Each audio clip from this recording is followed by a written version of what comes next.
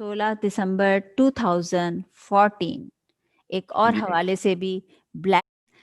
السلام علیکم ناظرین، ریڈیو کارواں اور ٹی وی کارواں سے میں شزا خانم آپ کی ہوسٹ، آپ کی دوست، اور میرے ساتھ ہیں طارق نسیم صاحب ایز یوزول. آج ہماری جو گفتگو ہے اس کا موضوع ہے سقوط ڈھاکہ، فال آف ایسٹ پاکستان. تو ہم اس پہ بات کریں گے، اور اس پہ بات کرنے سے پہلے میں آپ کو بتاتی چلوں کہ ہمارے سینئر صحافی طارق نسیم صاحب نے 1971 کی جنگ بھی دیکھی ہے، تو ان کو اس کے واقعات بھی پتہ ہیں، اور آپ کی صحافت کا بھی آپ نے جو اپنی صحافت شروع کی تھی وہ بھی اسی دور سے شروع کی تھی.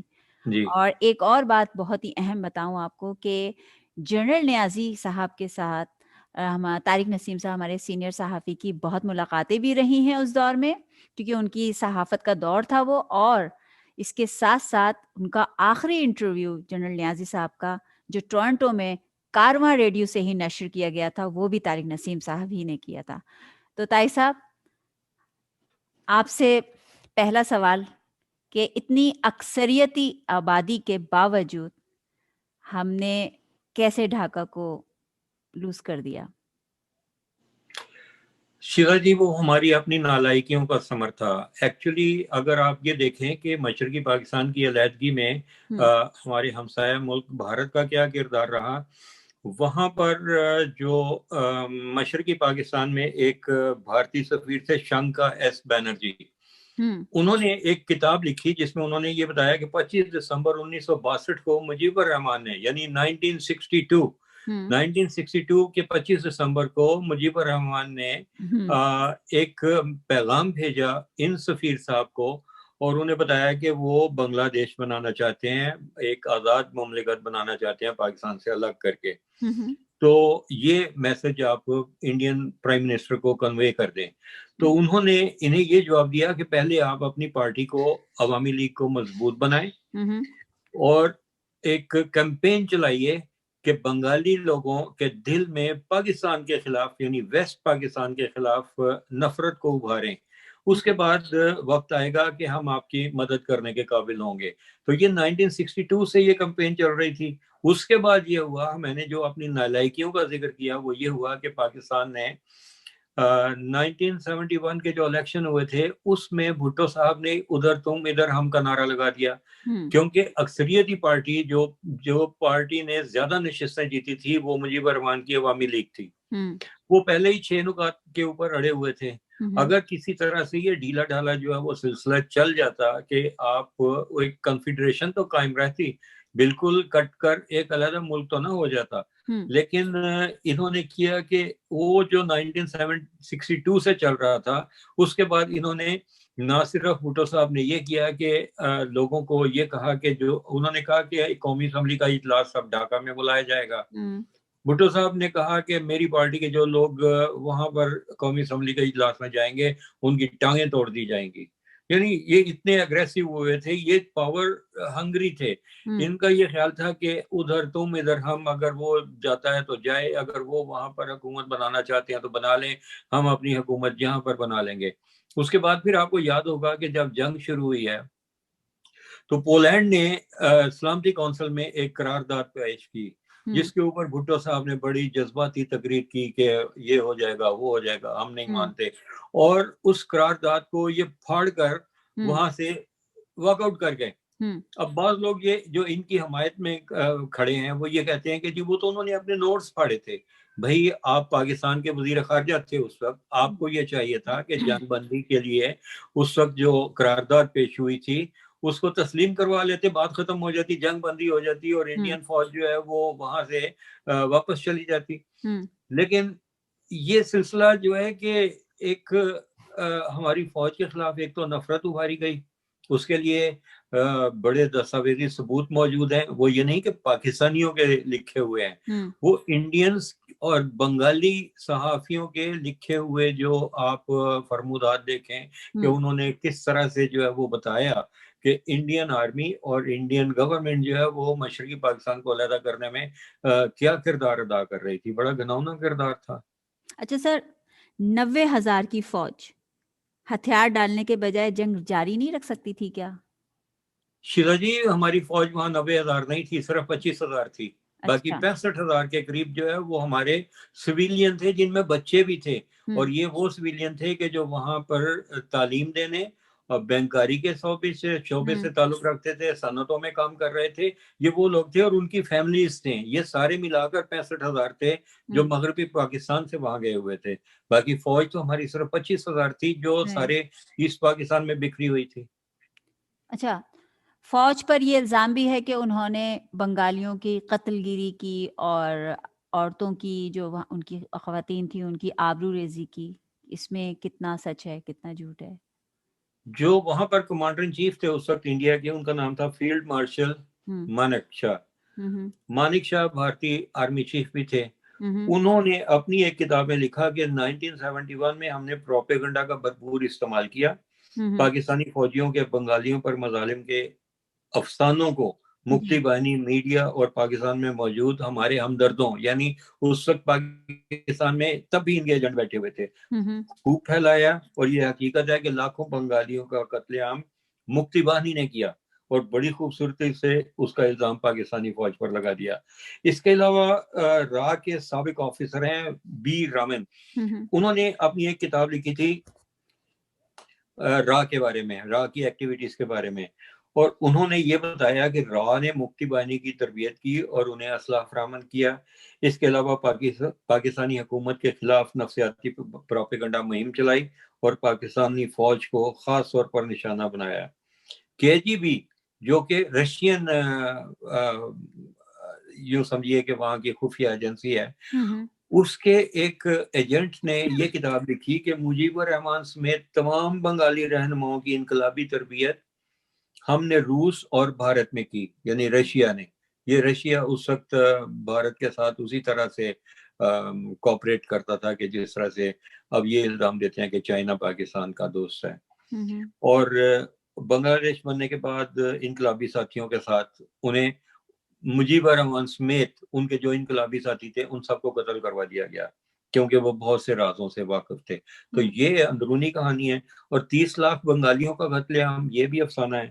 اگر آپ ڈاکٹر عبد المومن چودھری بنگالی صحافی ہیں، ان کی کتاب پڑھیں behind the math of 3 million, ہوں یہ انہوں نے ایک کتاب لکھی تھی کہ یہ 30 لاکھ بنگالیوں کے قتل عام کا کیا قصہ تھا. تو انہوں نے لکھا ہے کہ پاکستان کے خلاف 30 لاکھ بنگالیوں کے قتل کا الزام جھوٹی اور من گھڑت داستان کے علاوہ کچھ بھی نہیں ہے. یہ ایک 25,000 فوجیوں پر مشتمل ایک ایسی فوج جو جنگ کے زخموں سے چور ہو اور جس کا ہتھیاروں اور خوراک کا ذخیرہ ختم ہو چکا ہو کیونکہ فضائی راستے کٹ چکے تھے. وہ جو گنگا طیارہ ہاشم وغیرہ اغوا کر کے پاکستان لائے تھے، اس کے بعد فضائی راستہ پاکستان کا مشرقی پاکستان کے ساتھ بند کر دیا گیا تھا اور وہ کیمپوں تک محدود ہو کر رہ گئے تھے. وہ 30 لاکھ انسانوں کو قتل کیسے کر سکتے تھے؟ یہ اس کے علاوہ ایک بنگالی، یعنی مشرقی پاکستان سے ایک بنگالی جو بعد میں مغربی بنگال میں منتقل ہوئی، ان کا نام تھا شرمیلا بوس. وہ بھی ایک صحافی ہیں. اگر ان کی کتابوں کو پڑھیں تو انہوں نے ایسے ایسے انکشافات کیے ہیں کہ جس میں یہ سارا سازش کا رخ جو ہے وہ ادھر کو ہی جاتا ہے، کہ جس میں یہ بتایا گیا کہ ساری انڈیا کی سازش تھی. اور یہ بھی بتایا گیا ہے کہ مفتی بانی کی وردیوں میں انڈین فوجی تھے جنہوں نے بنگلہ دیش کے اندر گھس کر قتل عام کیا، عورتوں کو ان کی چھاتیوں کو کاٹا، بچوں کو نیزوں میں، اور وہ جو سنگین ہوتی تھی نا اس زمانے میں بندوق کے آگے لگی ہوئی، اس میں پرو کر قتل کیا گیا. اور اس کے علاوہ جو ہے یہ ایک اور 1971 میں انڈین آرمی چیف مانک شاہ، ان کے سٹاف آفیسر تھے بریگیڈیئر دپیندر سنگھ. ان کی ایک کتاب تھی سولجر ود ڈگنیٹی، یعنی انہوں نے اپنی اس ڈگنیٹی کا افسانہ سنایا. اور انہوں نے لکھا ہے کہ ہم نے مفتی بانی کو تیار کیا، جن میں سے کچھ کو ہم نے پاکستانی فوج کی وردیاں پہنا کر مشرقی پاکستان میں لوٹ مار اور آبرو ریزی کا ٹاسک دے کر بھیجتے تھے، جس سے بنگلہ دیش کے لوگوں میں پاک فوج کے خلاف نفرت جو ہے وہ پھلتی پھولتی رہے. تو یہ اس کے علاوہ پھر ایک اور تھے، ان کا نام تھا جنرل وی کے سنگھ. ان کی بھی ایک کتاب تھی کریج اینڈ کنوکشن. اور انہوں نے بھی لکھا کہ مشرقی پاکستان میں ہمارے جوان سادہ لباس، لنگی، جامہ اور ٹی شرٹ پہن کر مفتی بانی کے دہشت گردوں کے ساتھ مل کر پاک فوج سے لڑتے تھے. ایک مرتبہ مفتی بانی کا لیڈر دیوراج دت اپنے لوگوں کے ملنے آیا تو ہم نے اس کے ساتھ مل کر جے بنگلہ کے نعرے بھی لگائے. یعنی یہ انڈین آرمی کا یہ حال تھا. تو یہ سارے سلسلے چل رہے تھے کہ جس میں ہمارے مغربی پاکستان سے بھٹو صاحب اور یہ چاہتے تھے کہ یہ بالکل بازو کٹ جائے اور میری ادھر حکومت بن جائے, اور ادھر سے کہ وہ ہماری فوج گھری ہوئی تھی اور ہمارے جو صدر صاحب تھے جنرل یحییٰ, وہ جنرل رانی اور وہ اپنی داشتاؤں کے ساتھ محوے رقص و شراب اس میں غرق رہتے تھے. ان کو جیسے کوئی پرواہ ہی نہیں تھی, اور انہوں نے اپنی آرمی کو وہاں جو اس وقت ایسٹرن کمانڈ کے ہمارے جنرل تھے ان کو پیغام دیتا کہ ہتھیار ڈال دو. وہ تو ہتھیار ڈال دیے گئے. فوج میں تو یہی ڈسپلن ہوتا ہے, اگر وہ کہتے ہیں مر جاؤ تو وہ مر جائیں, وہ کود جاتے ہیں اس جنگ میں. تو اب جنرل نیازی کو اگر یہ الزام دیا جائے کہ یہ سب ان کی وجہ سے ہوا تو یہ کہنا غلط ہے. وہاں تو کئی ماہ سے جو ہے وہ چونکہ محاصرے میں آ چکی ہوئی تھی وہ فوج, ان کے پاس نہ اسلحہ رہ گیا ہوا تھا, نہ ان کے پاس ریشن تھا, اور وہ بے سر و سامانی کی حالت میں بھی لڑتے رہے. پھر بلکہ آپ کو یہ بھی یاد ہوگا کہ اس دنوں میں ایک ترانہ بنا تھا جو عنایت حسن بھٹی نے گایا تھا کہ ساڑھے صرف 42 شیراں 540 مارے نے. یعنی ہمارے صرف 42 فوجیوں نے 540 انڈین فوجی جہنم حاصل کیے تھے اسی جنگ میں, کہ جب ان کے پاس لڑنے اور مرنے کے لیے کوئی تھا ہی کچھ نہیں. تو یہ تو وہ بہادری کی داستانیں ہیں. تو جنرل نیازی امیر عبداللہ خان نیازی لیفٹیننٹ جنرل تھے اس وقت. تو آپ یہ سوچئے کہ کس طرح سے وہ انہوں نے اپنی فوج کو کنٹرول کیا ہوگا. سر یہ بتائیے جنرل نیازی صاحب کے ساتھ آپ کی دوستی کیسے ہوئی؟ شیخا جی, یہ ہوا کہ 1971 کی وار ہم نے چونکہ اپنی آنکھوں سے دیکھی اس وقت بھی, چونکہ اس وقت مغربی پاکستان میں بھی جنگ چھڑ چکی تھی.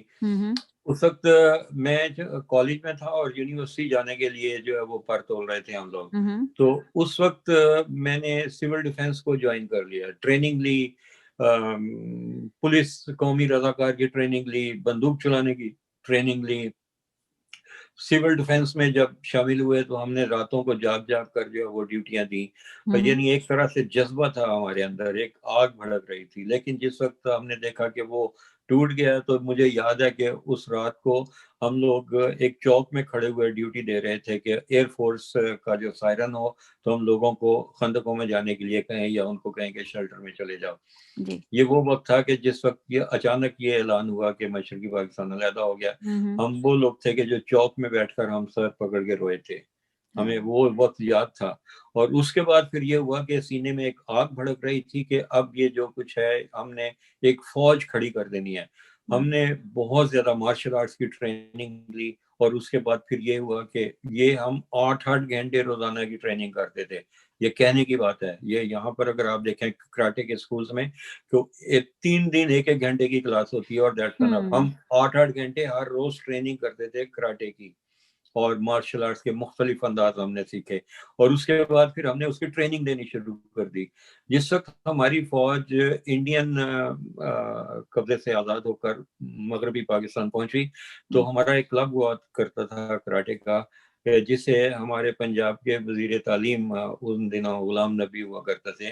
انہوں نے ڈائریکٹر پبلک انسٹرکشن سے یہ کہا کہ ان لوگوں کو سارے پنجاب کے تعلیمی اداروں میں کہیں کہ یہ وہاں پر ٹریننگ دیں, اور ہم نے ٹریننگ دینی شروع کی. تو جس وقت جنرل نیازی صاحب واپس آئے تو I was the first one کہ میں نے ان سے کانٹیکٹ کیا اور میں نے ان سے درخواست کی کہ ہم ایک کراٹے کی ڈیمانسٹریشن دینا چاہتے ہیں, اور جو کچھ ہمارے ساتھ ہوا اس کے مقابلے میں ہم نے ایک فوج کھڑی کر دی ہے جو شہری تحفظ کر سکتی ہے. تو آپ تشریف لائیں, اگر آپ مناسب سمجھیں تو آپ عزت بخشیں, آپ گیسٹ آف آنر ہوں اور دیکھیں کہ ہمارے لڑکے اب کتنے کیپیبل ہو چکے ہیں. انہوں نے ہماری درخواست کو مان لیا, اور اس وقت ایک بہت بڑے ہال میں ہم نے ڈیمونسٹریشن دی جس میں اداکار محمد علی بھی آئے تھے اور جنرل نیازی صاحب بھی اس میں تشریف لائے. اس وقت ان کو دیکھنے کے لیے ایک لوگوں کا سمندر تھا, باوجود اس کے کہ ان کو بہت بدنام کیا گیا بعد میں, اور حمود الرحمان کمیشن میں جو ان کے خلاف لوگ تھے انہوں نے جا کے بڑے بیان دیے. یہ بعد کی باتیں ہیں، میں پھر کبھی اس میں آپ کو تفصیل سے بتاؤں گا.